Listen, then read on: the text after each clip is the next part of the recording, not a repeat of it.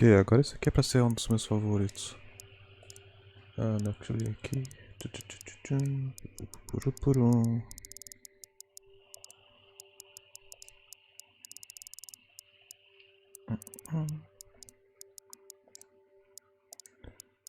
Centipede, there we go. Esse aqui é foda, é foda, é foda. Bugado. There. Ah não, tá bugando, tá com um glitch esquisito.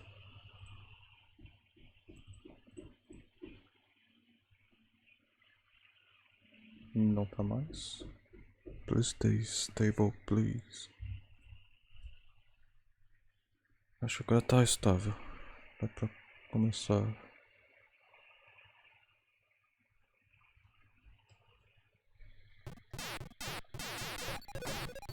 É mesmo.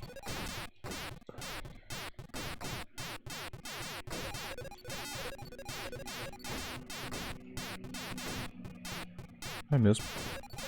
Eu devia estar usando o mouse pra mirar.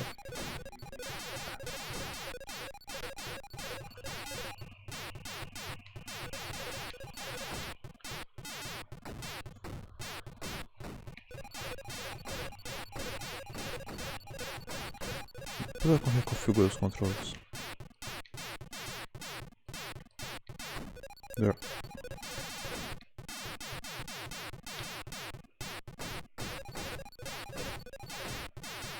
Ah não.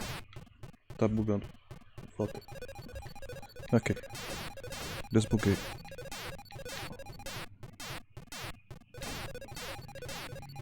Que bug chato, hein?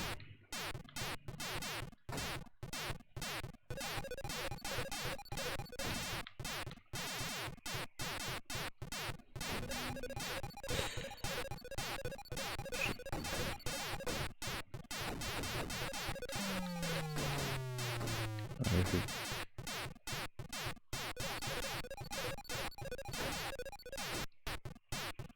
Squish.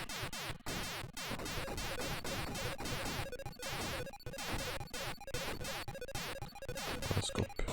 Fuck.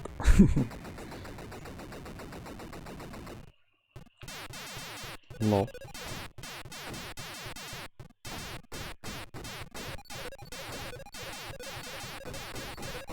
Caralho, toma no cu. Tá pertinho dele. Ah, meu relógio tá salvo ainda. Fuck.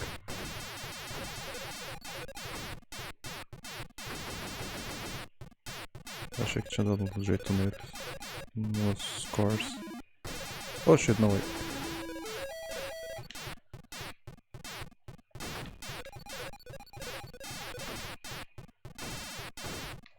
Ah, dá pra segurar. Shit.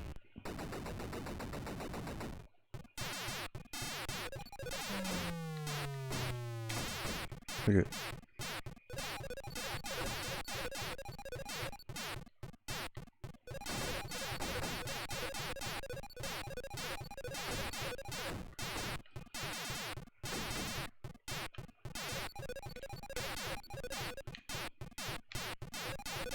Caralho.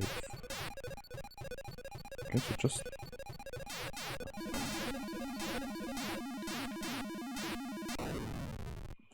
What the hell?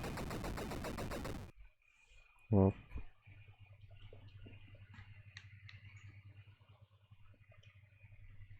Tentar passar meu recorde. E quem sabe pegar uns ativos extras. Talvez, acho que não é meu recorde não, é da máquina. Belows.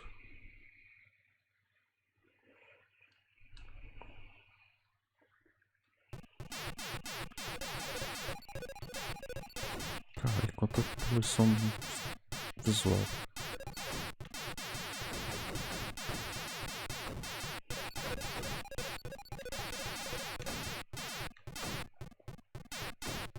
Eu esqueci de trocar os controles. Tá, eu vou arriscar fazer isso agora. Agora. Nah. Controls. Part 1, fast type. Mouse body. There, ok. Eu vou reiniciar o jogo, porque eu perdi uma vida toda.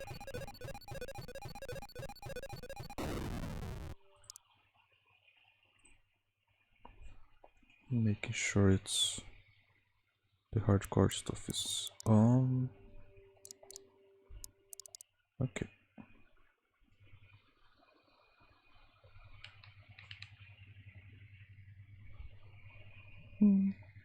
Coin. Done.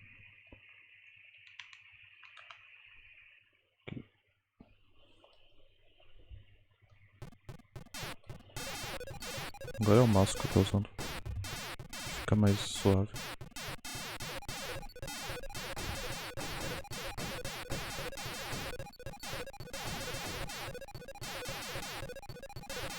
Meio que vejo o mouse indo na outra tela, mas... de boa.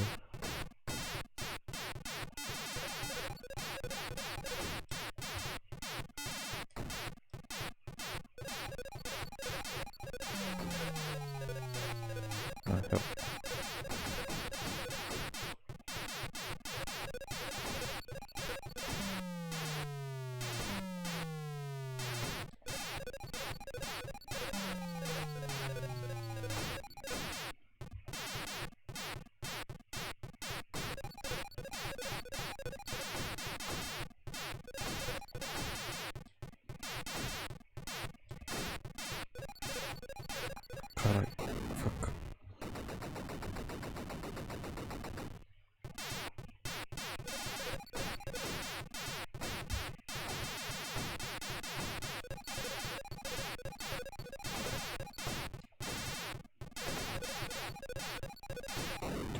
Sacanagem.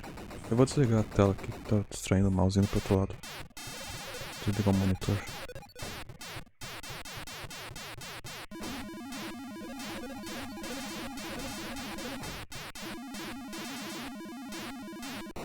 Fuck.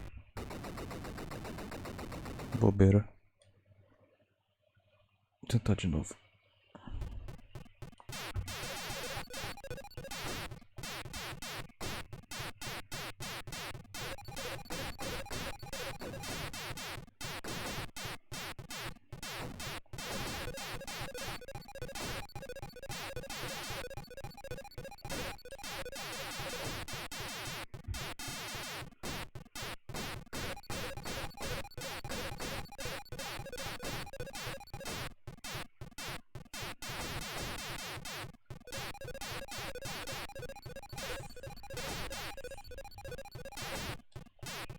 Só pra ter certeza que tá gravando normal. Tive que ligar a tela de novo ali.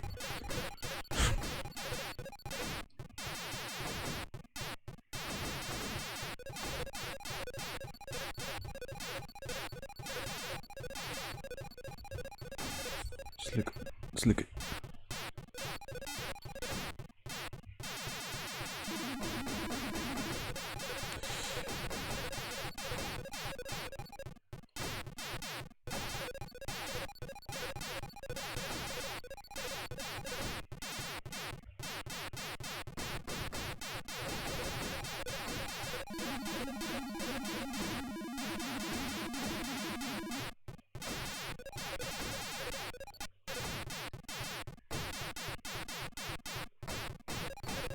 Fuck.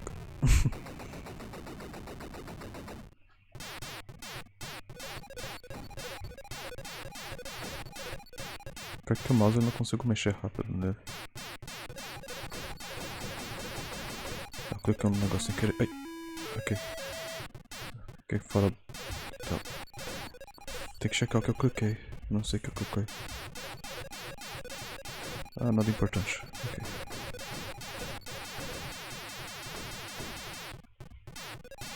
Ai, shit.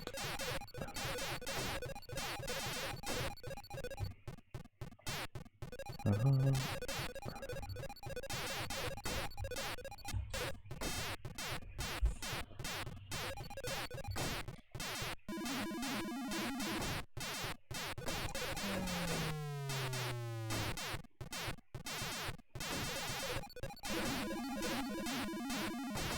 certificate.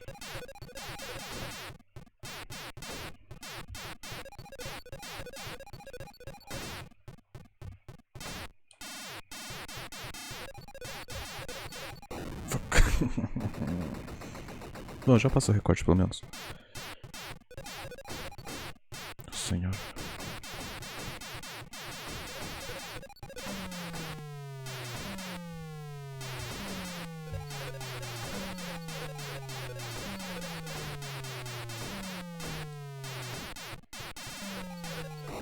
Are you done? Jeez.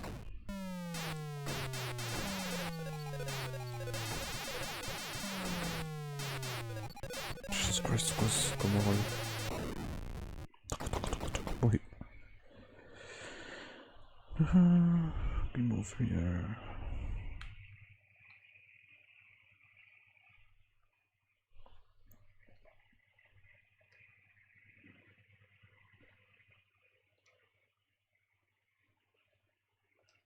Bom, deixa eu ver.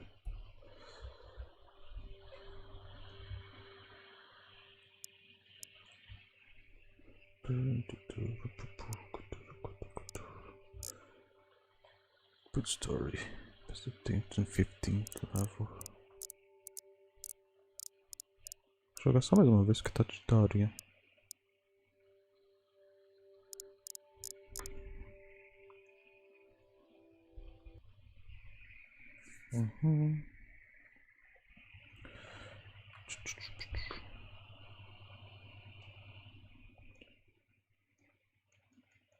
Só... Como é que eu troco os bônus? Diz no achievement que dá pra trocar esses bônus. Ah, não sei não. Ok.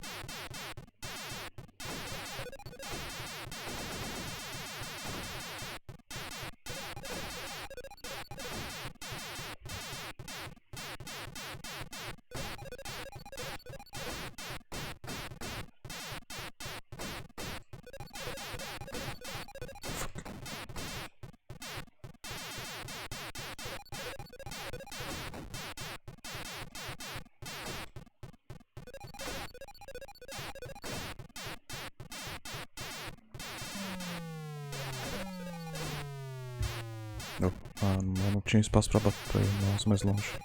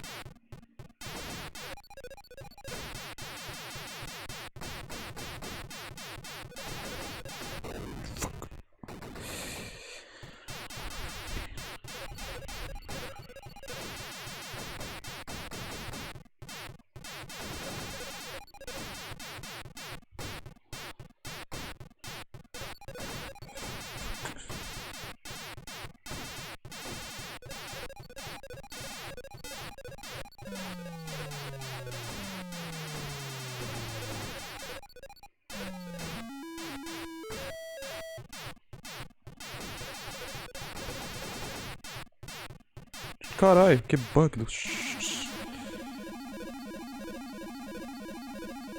Fuck. That was awful. Eu vou ter que limpar esse negócio. Não dá pra deixar esse negócio assim, não.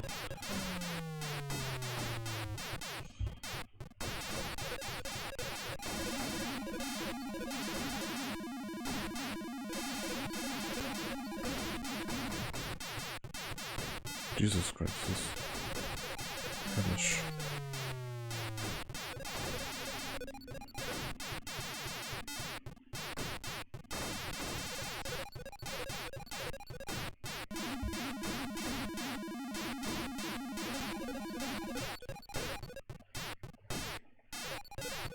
Carai, quase que me pega.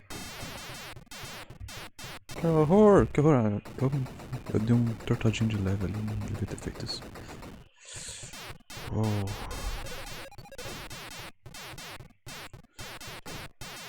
Excuse me? Olha, faz. Ai, shit. That was cool. It was even better, but I guess that's it. Talvez um outro dia eu jogue mais.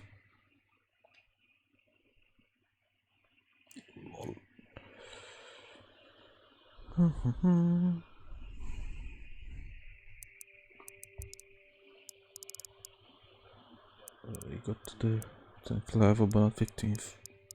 Que é o último, praticamente. Será que eu tento? Tento só mais uma. Uma última. Última mesmo, já que eu consegui pegar o 10. Tá a gravação. Tá indo.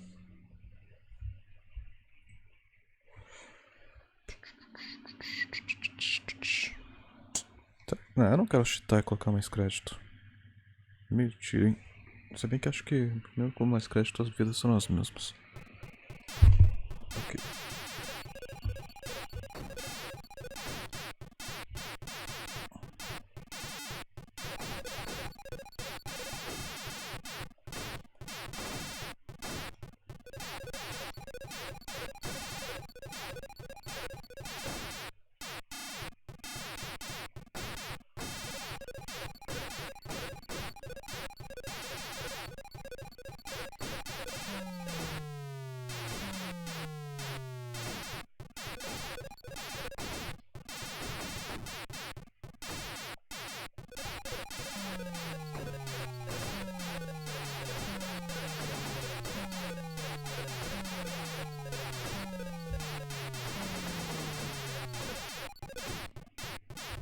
Holy cow.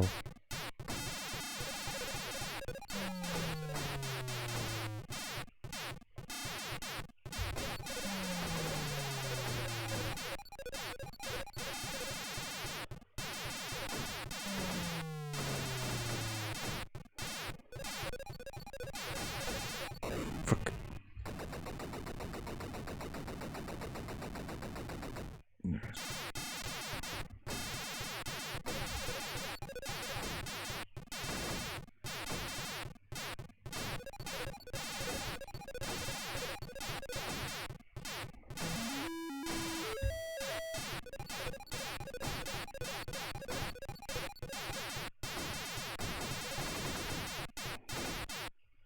That was quick.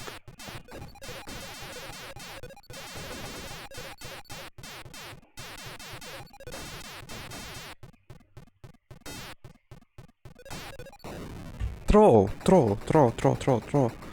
Que trollado do caralho.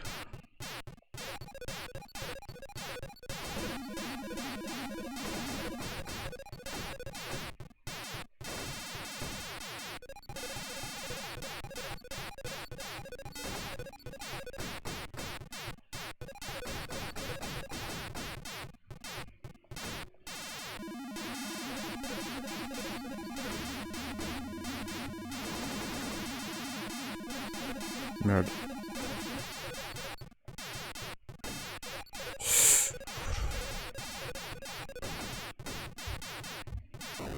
Fuck. Nem presta atenção embaixo.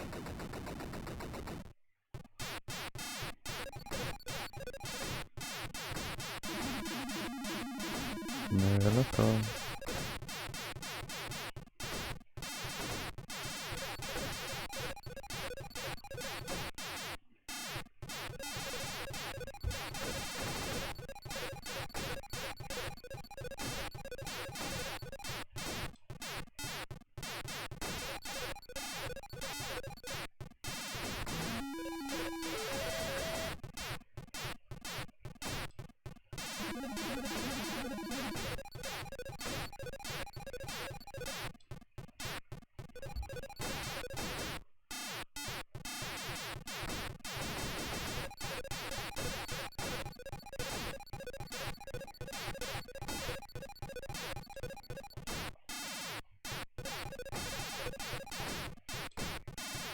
Fuck, não processo.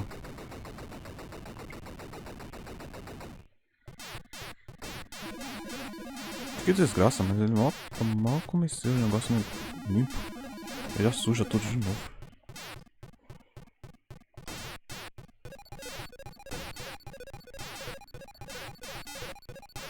Fuck.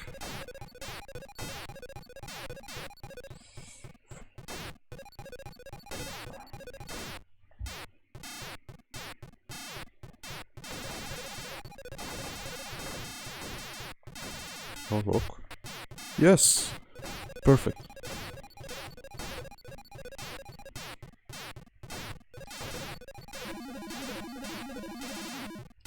Fuck. Deixa eu prestar atenção. Mas foi ótimo, foi ótimo, foi ótimo. Consegui.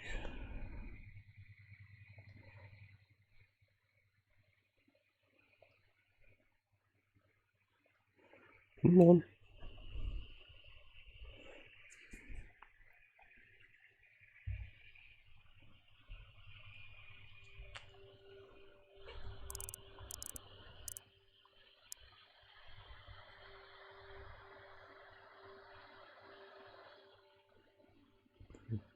In a brand new single Centipede.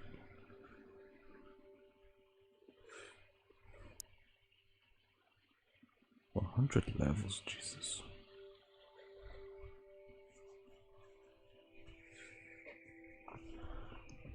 Pay the counter?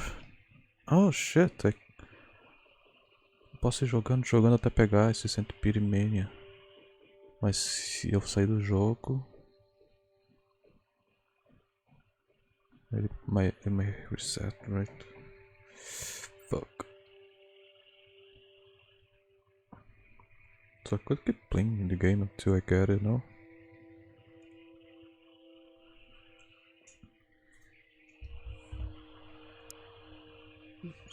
Just go.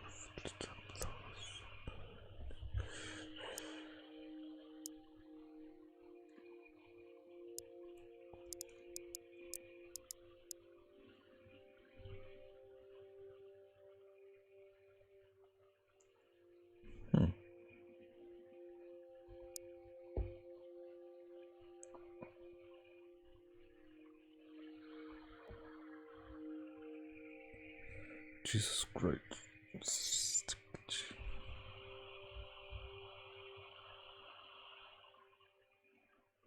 I wonder if the counter stops. Eu posso fazer um teste. Ah, acho que não, porque eu tô recitando aí uma hora em outra.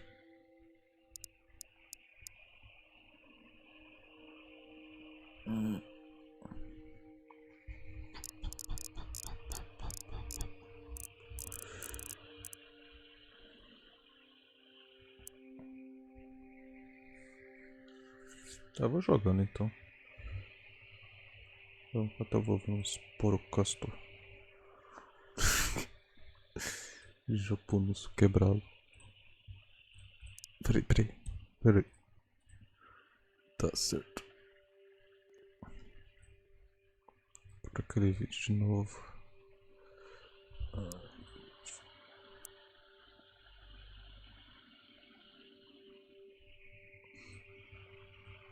Certo. Deixa aqui no canto só.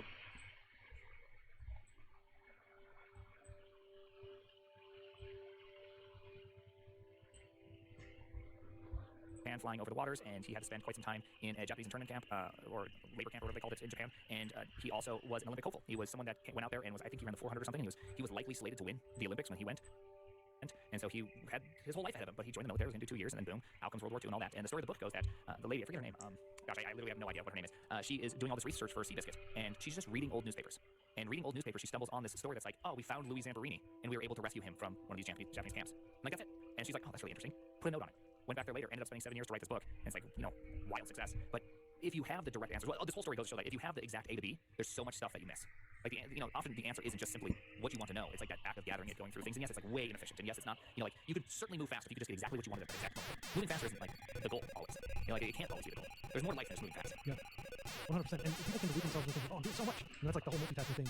That's people like trying to pack their schedule with like tons of conversations, like 20-minute meetings with like all these different people. And I'm sure you're familiar with this, having worked in tech, versus like a substantial conversation. And I would argue with this podcast, hopefully we'll be able to talk for 9 minutes or 2 hours or something, like it's really just a very brief conversation, considering like you consider like a lifelong friendship that you have with somebody and like, the things you learn from it over a longer period of time, and kind of the ongoing discussions, and the ongoing themes, the undercurrents in your friendship, and the things you do together, play together in a band, or working on a software project together, in pair programming periodically, like whatever it is, like greatness takes time, right? That lady, she needed to spend 7 years, even after she like filed that note away, like actually thoroughly researching it and then writing the book, right?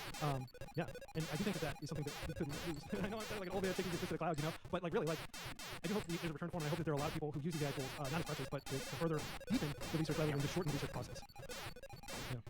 Yeah, I think it's good. I realized that I tried to use ChatGPT for a long time to make it do all my Python work, because I'm not. It's the true low-code solution is Python. Just because people who don't like to code tend to code in Python, and they're able to just get a lot done without actually becoming like full-blown software engineers. They're just like researchers. They're just like right. And so it's like I was looking at Python as this language I just never wanted to invest a lot in, and so I just tried to always get ChatGPT to do it all for me. By the way, I call it ChatGPT. It's just way easier than saying GPT, and so GPT way easier. And so it sounds more like Jimmy Cricket or something like that. It sounds like a fun. Yeah, it's fun. It's stupid sounding, right? Like the whole point is that it's just dumb sounding, and that's what I don't know. Maybe Jim Carrey influenced me on this one, but what I realized is that I was able to make it so far that at the end of the day, I learned nothing about Python. I had nothing to show for my time, and I did spend a decent amount of time coercing it, convincing it, begging it to make the right stuff. And I just realized that all I was doing was training myself how to provide inputs to make the AI solve the problem. Yeah. I was solving the problem, just a different problem. And I realized that if I could have gone back and I could have waved a magic wand, I should have asked it how to do those step by step and then programmed it all myself and acquired that little bit of knowledge. That would have probably been 3 hours of work, and that would have been just so much faster. I would have been able to move so much quicker, and that would have probably paid out tenfold, but instead it paid out zerofold because I relied on it to solve my problem, didn't use it as a platform of research. Yeah, I mean, like people who I guess get really good at tools but lack of fundamentals, always kind of, they can't really get leverage in the scale for that, but they're kind of limited by the blueprint of those tools and what those tools can do. And that's why like we encourage people to really dive deep into the fundamentals, really learn math, computer science concepts, and take time to read don't commute and stuff like that. And I hope that doesn't sound too like hyper heavy-handed, like you gotta really put in your time. But people are in a rush. They've been told by the marketers, like, hey, learn coding 9 weeks, get a paying job, pay off your student debt from your degree that didn't, help you pay off your student debt, right? And I guess I'm grateful that like there is kind of this back to basics movement, and you're out there preaching, for lack of a better word, like encouraging people to strengthen their fundamentals. And you're introspecting, you're talking about this thing, using GPT-4 to be able to basically kind of like shortcut actually having to learn and putting in hard work. And you saw that darkness in yourself. You saw that anti-pattern like emerging. Do you think that everybody, like what proportion of people do you think will just take it? Like, do you think everybody has the capacity to step back and think, gee, like I just took a bunch of shortcuts and to introspect well enough that they realized that they didn't actually write that code, that all they did was do a series of like 90 prompts, and GPT-4 was smart enough to kind of like fill in the blanks?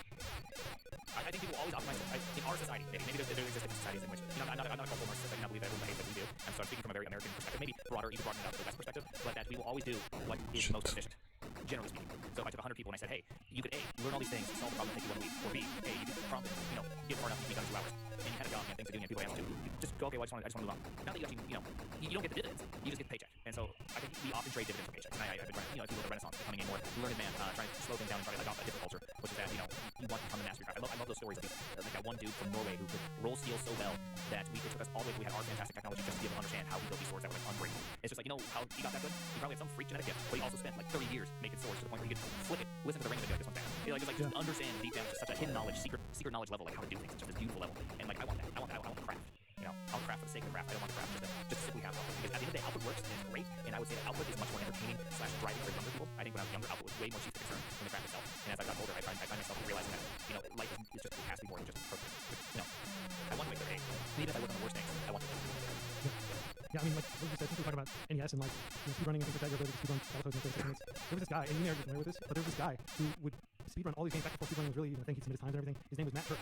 And you heard of this guy? Fucking Yeah, hell. I didn't watch the recent big speedrunning thing, or the origins of all speedrunning games done quick and all that. I feel like that name was mentioned, but I'm trying to. Just so certain, man. Years to reproduce like the literally like speedrunners didn't understand how he was able to get these times, but they eventually were able to like kind of reverse engineer. He just Deixa um pouco mais o volume do jogo. He didn't really care that much about the Street Fighter or anything like that. There's no Street Fighter. Ai, cadê o mouse? His attempts or anything. There's just a culture of like that seems like a really fast time, but I guess it's realistic. And then years later, people were able to like gradually beat it. But he had so many records stand for so long, and it was probably some freak combination of like natural aptitude and ability. Maybe he just had superhuman like attention to detail.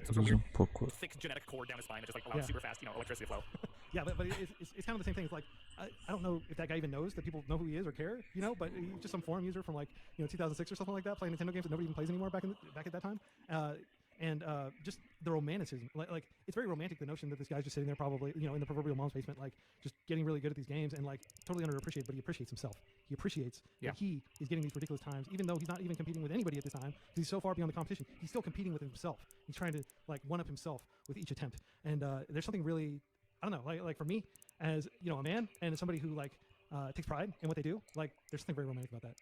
So yeah, I used to do a speed run myself in Mario Kart, the original one with Yoshi on Rainbow Road. I don't remember my exact times, but I know that I could hit every single corner.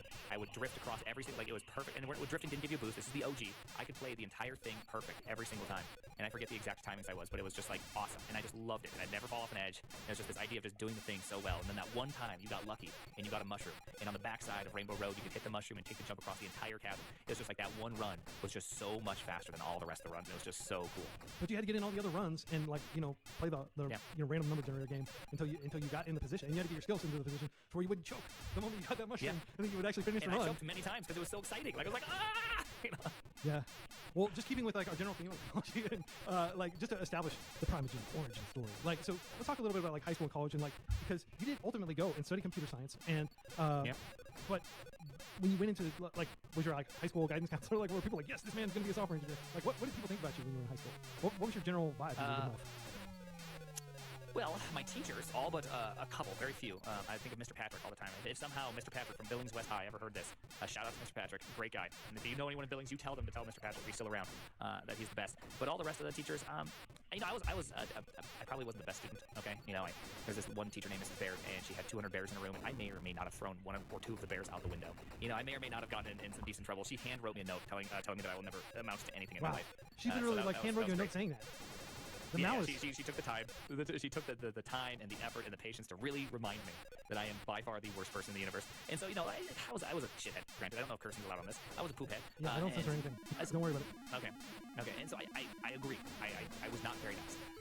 But I wish it would have a more positive teacher been good for me. Maybe not. Maybe that was just what I needed. I never hold on to things negatively and use that as motivation. You hear Michael Jordan talking about that he'd intentionally pick a fight with someone else on the opposite team because he needed that drive. I don't want to win because I can beat somebody else. I want to win because I can be better than I am at this current moment. Right? Again, the ghost running, Super Mario, go-kart, all that kind of stuff. It's the perpetual drive to win. Perfectionism, maybe, is the right term for it. And so, like high school, I was definitely a disaster for sure. College, it extended into that disaster just worse. And it took me 3 tries to get through college. The third try is when I really took off. A lot of people, put it into perspective, in my third try in college, I had, for Calculus 4 differential equations, usually we just call it Calc 4 or DiffyQ, I had the highest grade on the final, and I was also the only student to finish the final, and there was over 400 students. So I think that was pretty good. For Calc 2, I finished it in 30 minutes out of the 2-hour final, and for Calc 1, it was like 20 minutes I finished it. I had a friend come up and said, you finished it so fast that someone thought you just quit. And then I also got the highest grades out of all those. And so I was like really, really good at math. But what people don't know is that before that, I failed pre-calc 3 times, and I went to the Learning Center 4 hours a day for Calculus 1. And it's just like that's the part that people don't recognize is that I didn't get good or any of these things it wasn't a natural born talent or anything. So going through high school and going through college, it was a huge fight against myself. I was my own personal worst enemy, for sure, for a huge amount of it. And I had 1.5 million excuses. Everyone has excuses. I mean, there's people that have worse lives than me, there's people that have better lives than me, but we all feel, pain relatively. We all have excuses for why it's unfair or uneven or, any of those things. But it's just like, until I let go of all those things and just really went after it, I was just such a disaster when it comes to all these things. You say let go of all those things. Like, can you elaborate on that? Like what, were you like the kind of angry young man, chip on the shoulder, kind of like that kind of archetype that you see when you see like the cop dramas and stuff like that? Like, were you like, because I was absolutely angry's never been me. Okay, so you weren't angry. But it was more just like I didn't care. Okay, so it was apathy. It was like nihilistic or like what was going on? I was a drug addict that wasn't a drug addict yet. Right? I just wanted to feel something. And school was not it, right? Long term, the dividend play was never it. So I'd much rather drink or chase girls or smoke pot, done something like that. Did anything to like try to feel something. Largely into porn. I saw porn for the first time when I was 4 years old, and so that was always been a huge struggle for a large portion of my life. I haven't looked at porn in 15 plus years, 18 years. I have no idea how long, but it's been a long, long time.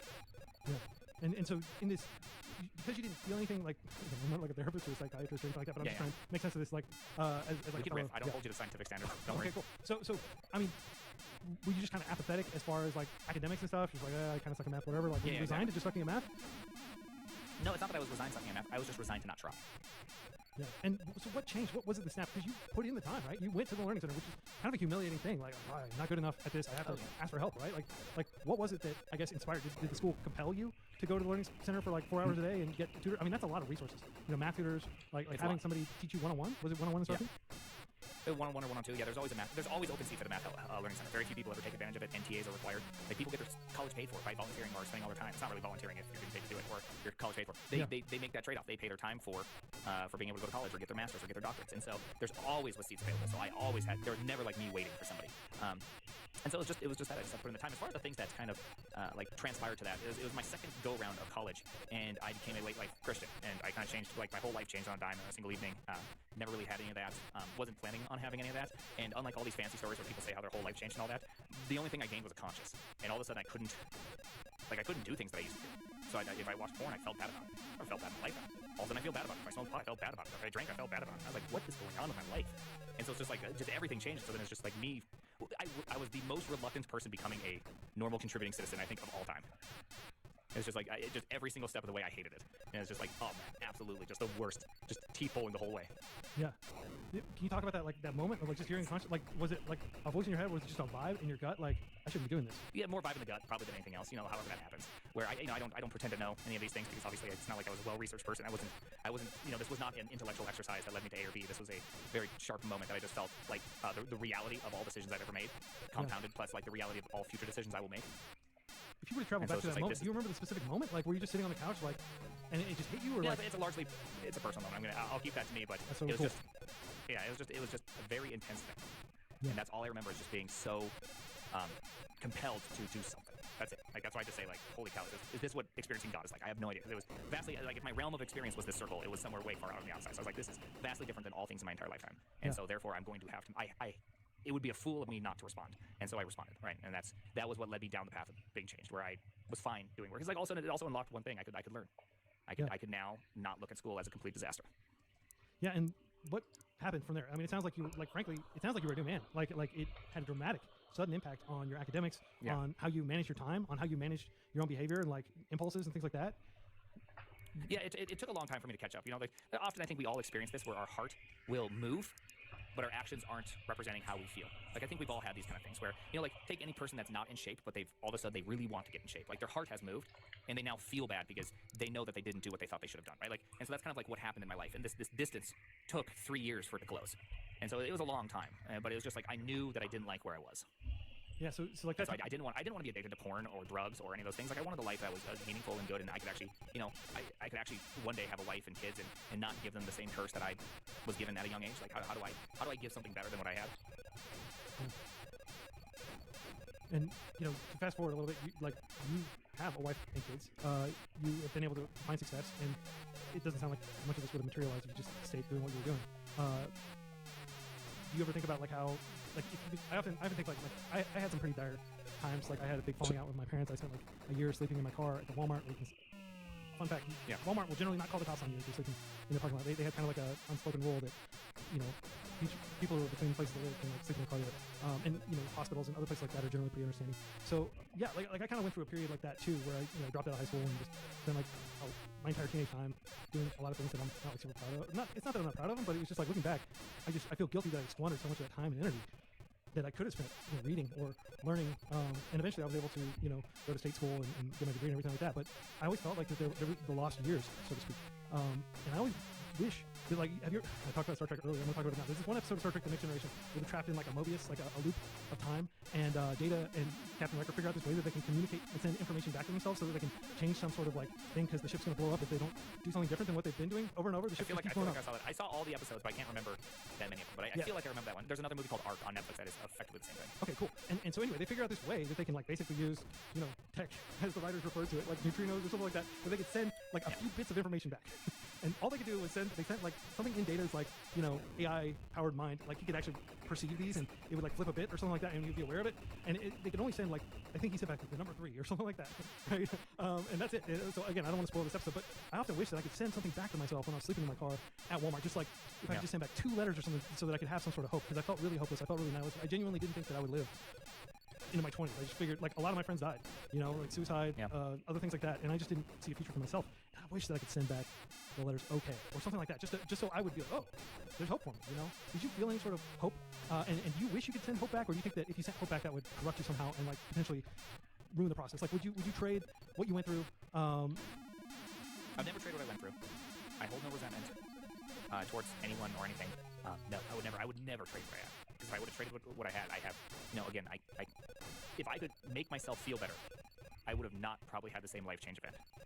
I would have artificially felt better about myself. That would not have cured anything. It would not have changed anything fundamentally within me. Like, it took a hard time to make a different person.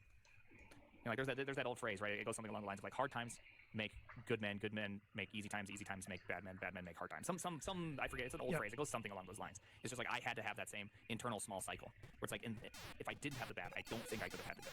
Yeah. Awesome. Well, it's like the you always see these, like, there's a lot of these stories that exist where the person that was the ultimate bad guy, whatever it was, they're doing something and they're fighting, the good guy. This happens in chess as well. You give up something that looks so high value in the moment, but you win in the end because you're able, like, the person doesn't realize that though they're making the most winning best move in the moment, like, the thing that they're losing is actually the game. And so, like, it's that greater thing where it's just like, I wouldn't want to do that because I don't know how the chess pieces would fall out. Make a better analogy there. It's just like, I'm glad that I had to give up the queen. Yeah, like Bobby Fischer sacrificing, like, almost all his pieces in order to, like... Is that the Immortal game? Yeah, I think it's the Immortal game. I think refers to a different one, but Okay, it's like they lose every last piece except for 2 and then win the game. Yeah. Like the greatest bamboozling of all time. Yeah, but it's just like seeing that line and committing to it and being willing to go through all that pain for what you believe is a good outcome. Because, I mean, your judgment could be wrong, or your opponent could do something that is, like, maybe they see that, oh, he keeps sacrificing high-value pieces. He's trying to bait me into something, but like, maybe they're not as greedy as you think they are. I see what you're saying, and I think sacrifice. Let's talk a little bit about sacrifice, because you put a ton of time and energy into your skills over the years. You put a ton of time and energy into optimizing different aspects of, just being a developer. And we can geek out on a lot of the different tools and techniques you use and things like that. And I would love to do that if you are interested in talking about that. Yeah. But, like, well, first I gotta do the philosophical side of why working hard and all these things are good. So you hear this phrase a lot, which is work smart, not hard. And so this is where I call absolute bullshit on that phrase. Because when you don't know what smart is, there's only one way to get it, which is by working hard. And so the smart way to work when you don't know what you're doing is to work hard. Because let's just say that it's going to take you roughly 10,000 hours of good focus time to become great at programming. And after you've worked, say, X amount of hours, your focus time kind of reduces by 10, 15%, some amount. You're just not as good. You're still getting closer every hour that you're putting effort and time into. And, if someone's working, say, 80 hours a week and someone's working 40 hours a week, and you compare them in 2 years, like, I would take that blindfolded and spun around in circles every single time that the person that did 80 hours is in a significantly different position than the person that did 40 hours. Like, it doesn't matter how smart that 40-hour person worked. It's just sometimes time wins every time. That was a very 60% of the time it wins every time phrase. But it was like time wins every time, right? The person that's just willing to do the most will always win. That's why you see the stories about, like, Kobe. Kobe was the first person in the gym, last person out of the gym. You're telling me that there wasn't times he didn't feel it, didn't want to do it, it was too ouchy, things were hurting, probably should have taken a break. No, it's just that laser focus to do something great. But not everybody needs to be Kobe. Not everybody wants to be Kobe, and that's okay. You first determine where you want to be, and then you set in motion the steps you need to take to get to that position. And if Kobe's the goal, be the first person in, be the last person out. Yeah. If Kobe's not the goal, then adjust accordingly. And that's something I'd also like to talk to you about, because pre-code camp, like, there were probably literally weeks where I was working like more than 100 hours, maybe even like 120 hours early on, trying to get this open source project off the ground and stuff. And of course, like, in my humble opinion, it's bad management to expect your charges to do that. Like, I absolutely advocate for I'm on your team 100% with that. But as a founder, or as somebody who's trying to, like, I mean, you could be considered a founder of the Primeagen, like, persona, the stream, like, everything you built, right? Like, that took probably an incredible amount of work, it sounds like. I mean, where do you kind of draw the line, like, between believing that work-life balance is important and yet seeing that your own success probably would not have happened if you were trying to work-life balance your way? Or do you believe that? Do you believe that you could have gotten where you were if you didn't? I call it the truth, because I don't like the term gatekeeping. I don't know if you've ever heard any of my rants about it. 99% of what people say is gatekeeping isn't gatekeeping. It's just someone being mean on the internet. But I'd say one of the most actual gatekeeping things you can ever see are these people who've achieved a lot in programming, and they achieved it via like working to death and doing these things. Tell everybody how important work-life balance is and that you shouldn't do that and don't do that. What they've done is they've sold you a bill of goods that they themselves didn't follow and they themselves didn't use to achieve what they've achieved, and then tell you shouldn't do that. Like, is success only relegated for them? That's how I kind of take these type of phrases. It's like, there's a good kind of thing you can say, and then there's a bad kind of thing you can say. Saying you should never do that, that's probably not the right phrase. Saying, hey, you got to know when the trade-offs are, and you got to be able to make the right decisions, and at some points in your life, it is good to do something that's probably unhealthy for a short period of time. Like, that's okay. If you're a founder and you want your company to be a success, well, there's only one choice you have to make. You just got to have more hours in. Like, that's just going to ultimately make it potentially more successful. And it's not like it's good. I don't recommend anyone doing 100 hours worth of work a week. Like, that's just not healthy. Like, it's not physically healthy, spiritually, or emotionally healthy. But if I had to do it for 6 months, I would do it for 6 months. Not that I want to. It's just a kind of like a willingness to do that. As far as like work-life balance stuff goes and all that, how I think about it is that I do see this quite frequently. People talk about how important that is, but when it comes to actual life balance, they're around their kids, they're around their wife, they're around their husband, they're around family, moms, whatever, but their brain is completely somewhere else. they're not in it, and so it's just like that's not work-life balance. Yeah. You're just somewhere else. Like how does that go? And so it's like if you're gonna do something, you should just do it. You should just do it well. And so when I go home, I turn off my work brain. And I can just do that, and it's a skill I've been practicing. It wasn't just something that immediately, popped out of nowhere. It was something that took effort and effort and effort. And how I typically go about it is it's the same thing when you're at work and you get distracted. You will never be able to take away distractions, but you will be able to respond to a distraction when you realize you're distracted, to respond in the positive. That is your chance. I have had different phrases throughout my life to describe it, but that's how I think about it now, which is that you can't control the distraction, you can control how you respond when you realize. And so when I'm with my kids, that time to realize I'm being distracted has just gotten smaller and smaller and smaller because I actively fight against it. The moment I realize I'm not doing something, I don't finish the thought. I don't keep on thinking about, I should really do this, but hold on. Yeah. No, okay. Well, what about, no, cut it off. The end. Yeah. Move on. Back in. I really don't feel like getting up. I really don't feel like crawling on the ground. I really don't feel like carrying my kids. You know what? Shut up. You're going to do it because it means way more to them. And it really doesn't feel that bad. I'm willing to lift weights. I could be willing to crawl on the ground. Yeah. It's just like that willingness, that desire to not listen to the thing that says don't do it, but listen to the thing that says this is going to be, I'm in the moment. So when I'm programming, gosh darn it, I want to be programming. And when I'm with my kids, gosh darn it, I want to be with my kids. Yeah. Do you find that they ever bleed into one another? Do you work at home, or do you have some sort of I have a horse office barn space? that I converted. I have a horse barn that I converted. So you can walk across your property to your studio, essentially. Yeah. But I do have a physical barrier, which I think does help. A physical barrier does help. If you have some form of routine, I think routine helps a lot because then you can build that muscle via routine to stop doing something. That's just more practical tips. So if you get off of work at the same time every day. Sometimes you can't control when you start working, but you can always control when you stop. You just force yourself to stop. And it's just like I always say the same thing with sleep. If you want to get a good sleep schedule, you don't control when you go to bed, you control when you wake up. Your body will eventually say uncle and will start. we'll fall in line. But there will be a time, a period where it's very uncomfortable, but you kind of forced yourself into a new schedule. 5 o'clock's when I'm going to wake up. Sorry me who stayed up till midnight last night. Man, this sucks. But I'm going to drink 14 cups of coffee and just call it a day until I can make myself fall into line. Yeah. And so that's kind of the ideas that I generally float around with, is just creating strong routines. And so I get off at 4. I try to get up at 5, and I go straight to work. I make coffee and go straight to work. I don't do a morning routine. There's no red light therapy, cold plunge, hot plunge, all that kind of stuff. Just bam, straight to work, right? And just go right into it because that's the only way I can get in the hours I want. Yeah. Best thing I ever did for my sleep schedule was have kids. Because my kids wake up at 7 o'clock no matter what. Sometimes 6:30. Yeah. And eventually you will fall into line. You most certainly experience this. You probably will. Night owl. I'm a natural night owl. I'd rather program at 1 in the morning than 1 in the afternoon. And it's just a natural part of me. But it's just I just fought and changed it because life circumstances forced me. And so then I just leaned in. Yeah. So let's talk a little. We could go through the whole your entire developer origin story, but frankly, I'm more interested in just gleaning insight and sharing them with you because you're prolific, man. I'm sure you're aware of this, but you stream a ton. You have 3 YouTube channels for your publishing stuff. You are constantly posting on Twitter and probably other social media as well. And you're building substantial. You're not just on the stream Let's Chat. You're actually building things and somehow managing the flow of conversation and responding intelligently while you're also holding a bunch of stuff in your head and you're coding. I don't want this to evolve into productivity bullet points or anything like that, but you want to learn a little bit more about your process if that's cool. And maybe you can walk me through a typical day. When you're sitting down, what you're going to do that day. You get your coffee, it's 5 a.m., you're walking. You live in a pretty cold part of North America, right? I live in South Dakota, so it's colder. It also is hot during summer. Definitely colder than here in Texas. Very variable. Yeah.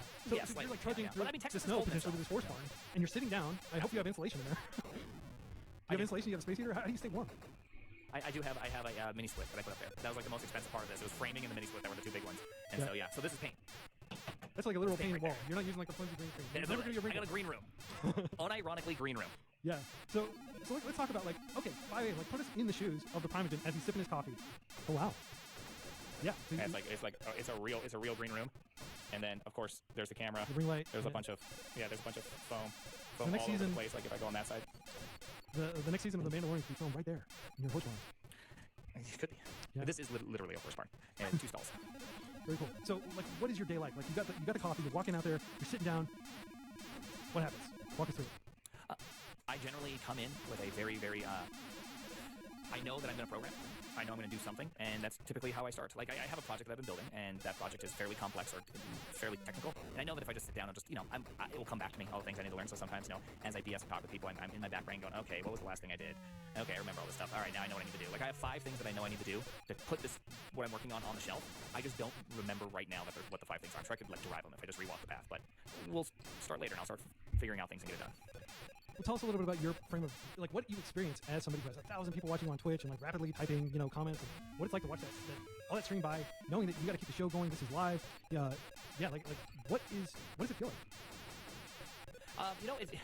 shockingly, it doesn't feel much different than when I had 30 people watching me or 20 people. When I started programming on Twitch, a big stream was like 30 people. That was like amazing. And so it's like, yeah, it's changed quite a bit, but it's still the same thing. I'm still just trying to build something that's ridiculous. I don't have I don't have just some, a lot of people, you'll see a lot of people with these things where they have all these, tips and like, oh man, such good marketing ideas, and oh, you gotta send it at this time of the day to do these kind of things, and oh, you want to talk about this at this time, and I have literally no plans.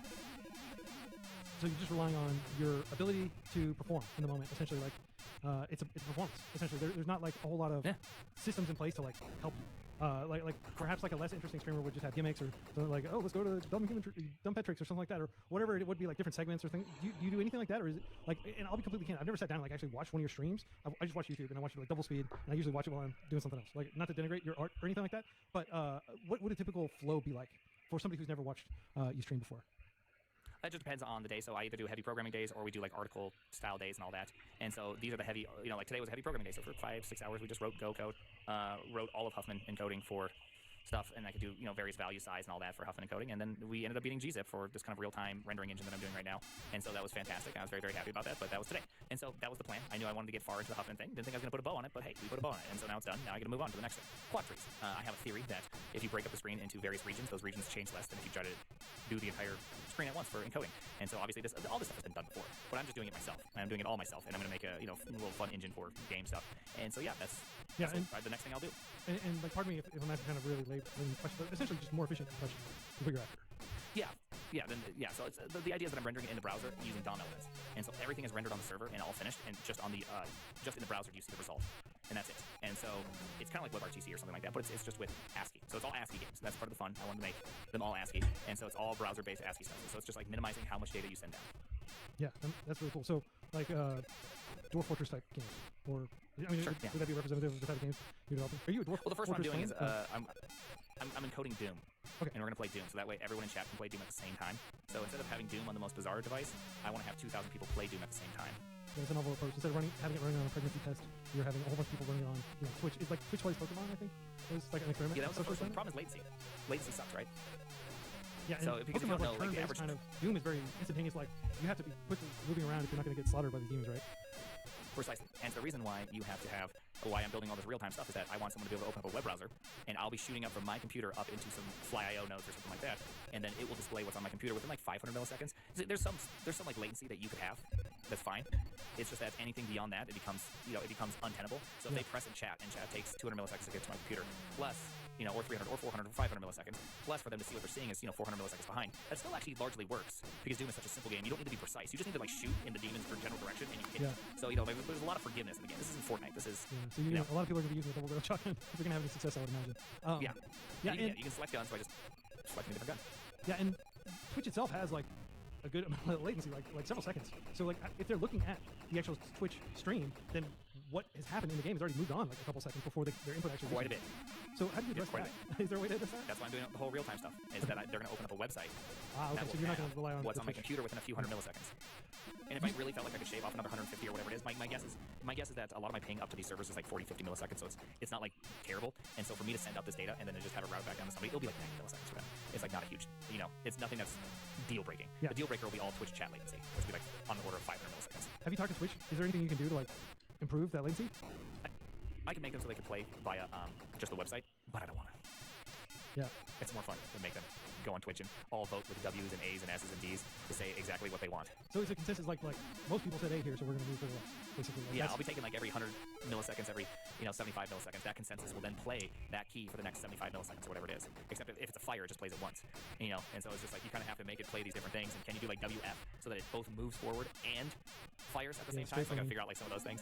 Yeah. I guess this is an interesting kind of metacognition thing, but there are going to be a certain number of people in your audience who are going to be wanting to step toward the Inspire Ball as opposed to away from it. And what if the number of trolls or griefers like outnumbers the people who just want to play an honest game of Doom? Then we lose. Like that's the end. The thing is generally speaking, most people want to win. So that's the nice part. So that's why the second game I want to develop is going to be a tower defense where it's chat versus me, and you can troll. Just the thing is you got to pay bits, and if you troll, you hurt yourself. You let me win. So then there's like this whole fundamental thing. So the troll toll is only to hurt yourself, and so the whole idea is that you get to, if you're going to troll, you make your own team lose, and which makes me win, and you, the viewer, there's a fundamental like you don't want the streamer to win. Yeah. Like there's definitely like that just exists. They want to see you not be successful. So it like puts them in this really painful position where they have to try to make the right decision. And you Nash case. the bits, I guess. Yeah, if yeah. they If they really, make the worst decision, if they troll told, then you know, Yeah. it's gonna cost $5. So you have been successful on two mediums. So this is like not like their influencers can never break off of TikTok, right? And like never really have success out of their first platform. But you have managed to kind of like transplant yourself over onto YouTube to like VODs, video on demand, and other things like that. You seem to have like a really good editor who identifies like interesting clips and like chops them out and puts them up as standalone videos.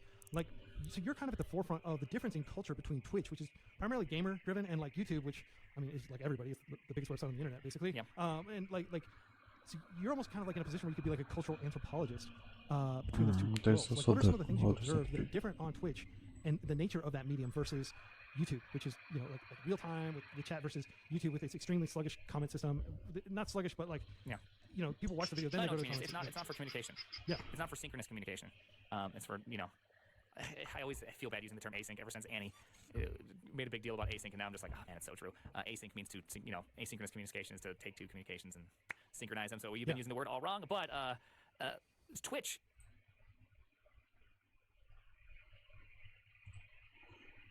Twitch. Eu odeio Twitch no arquivo, mas gameplay lá tá um cu. Pior que eu tô. Se alguém. Os caras mutam o VOD. Qualquer pessoa pode ir lá mutar o VOD, mas só por questão de direito autoral.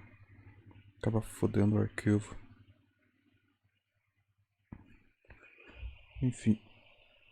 Próximo. Pera aí. Antes disso.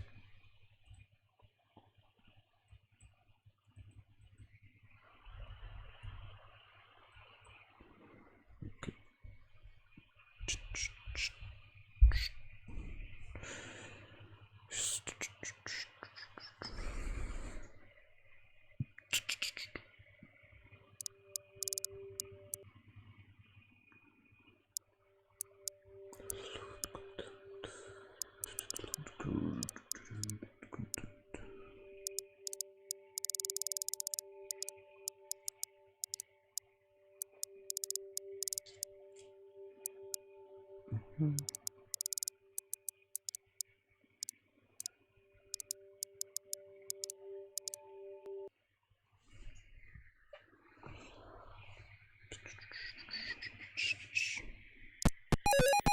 Oh meu Deus, é muito alto. Tá certo.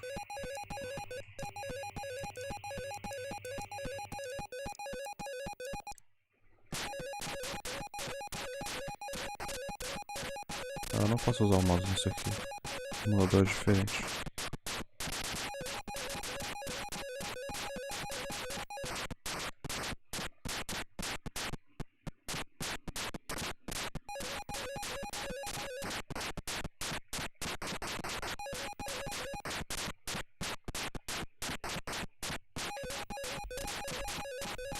Cara, é muito zoado controlar isso aqui.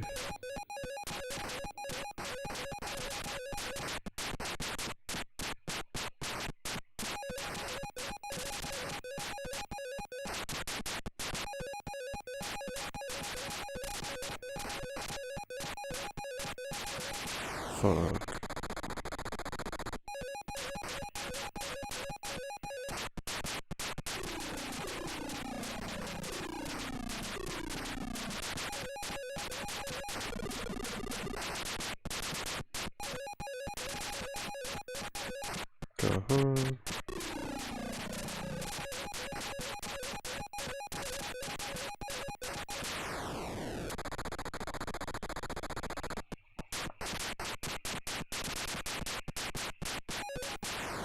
Ah, que desgraça.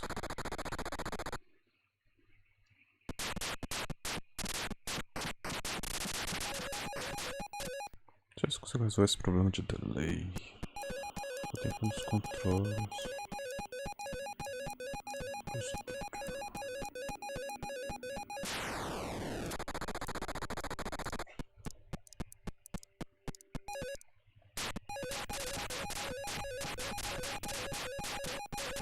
Não meco, não.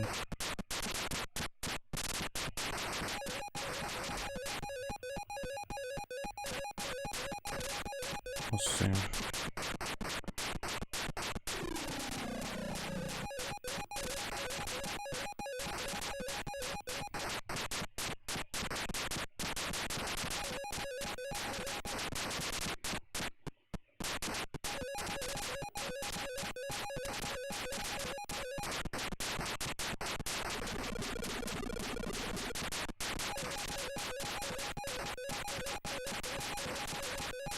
Nossa senhora.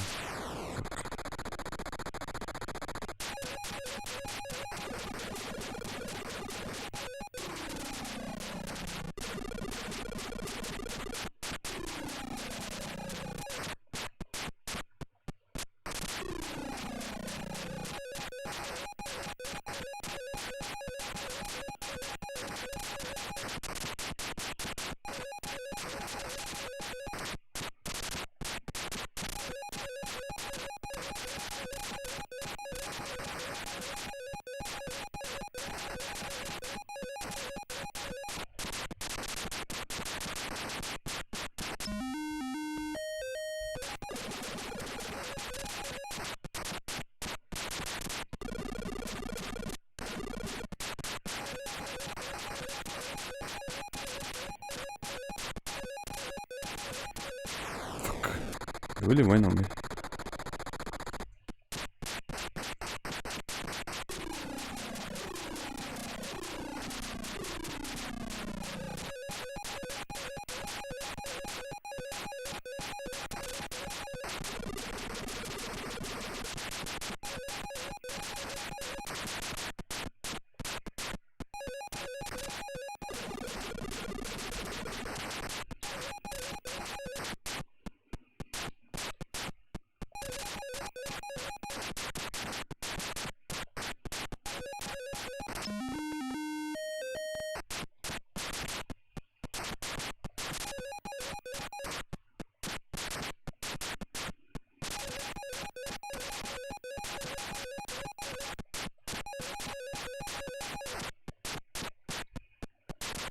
Jesus Christ, going for a hit.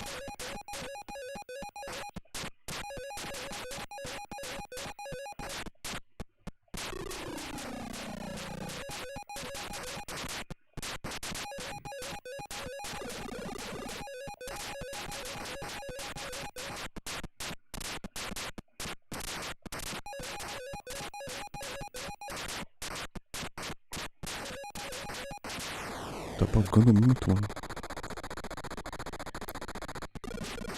Nossa senhora.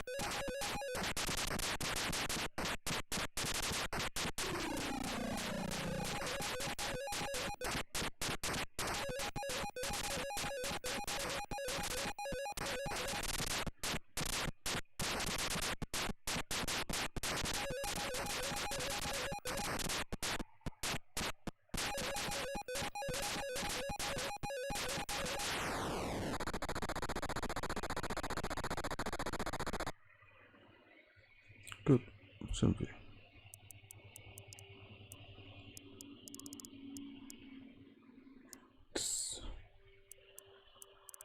Hopefully this come 15 levels. Okay. 3 extra lives, 5 and 7.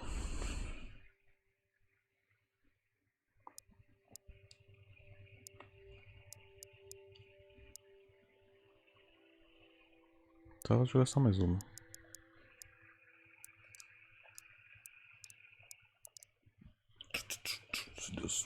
A gravação já passou de 1 hora.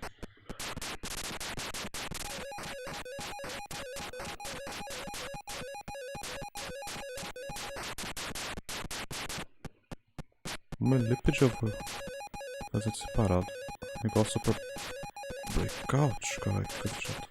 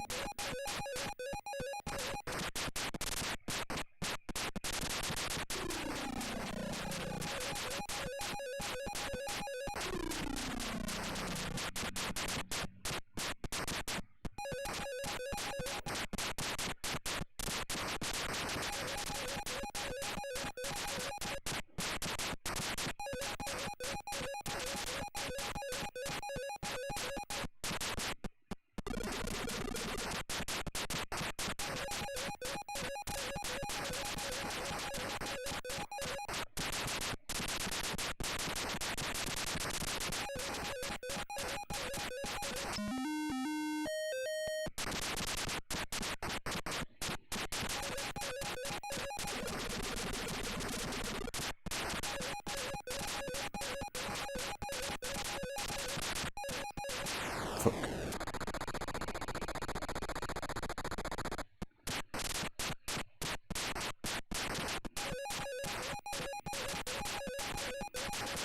Jesus Christ.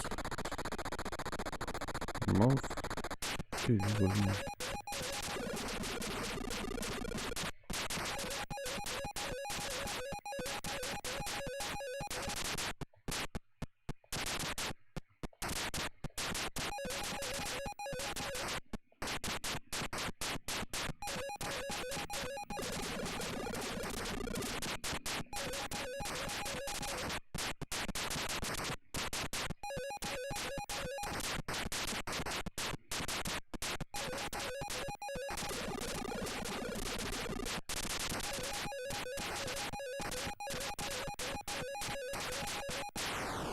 Tava um horror. Esses escorpiões são um cu, mano.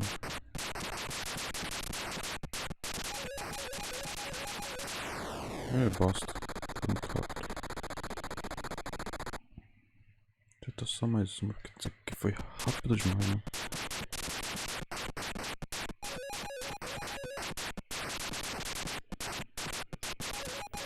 Shit.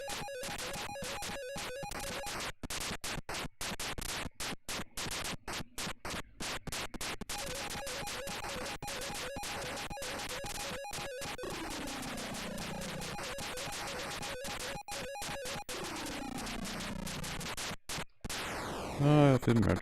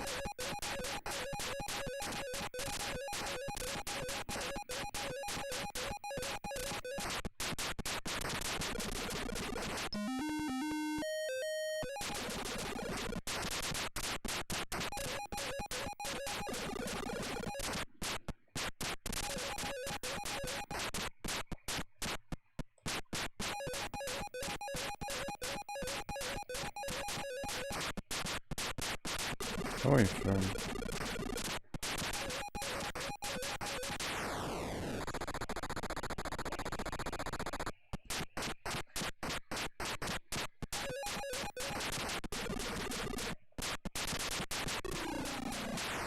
Meu Deus, deixa em paz.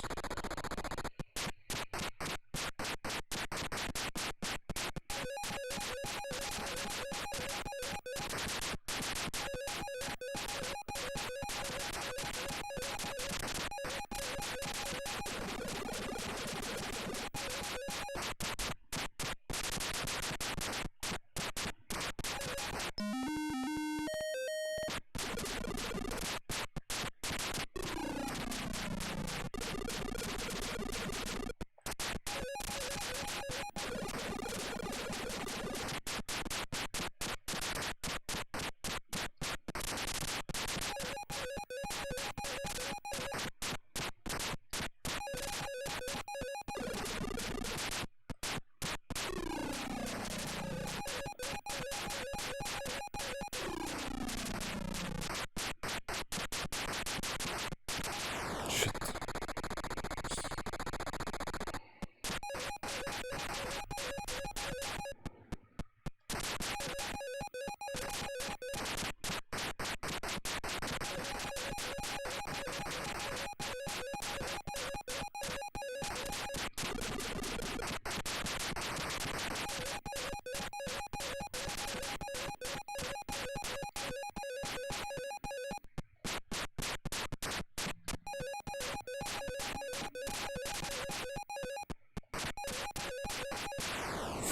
Eu apertei pra ir pro lado, né? Esse negócio demora pra responder. Se demora pra responder, ele para bem certinho onde você quer.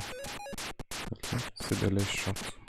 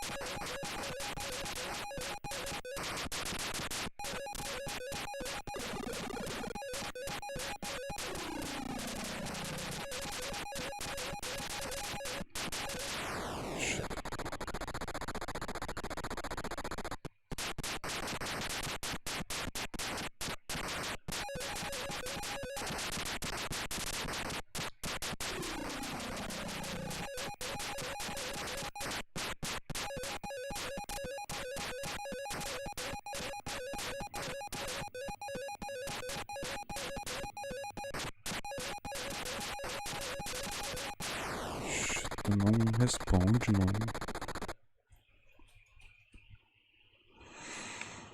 É isso.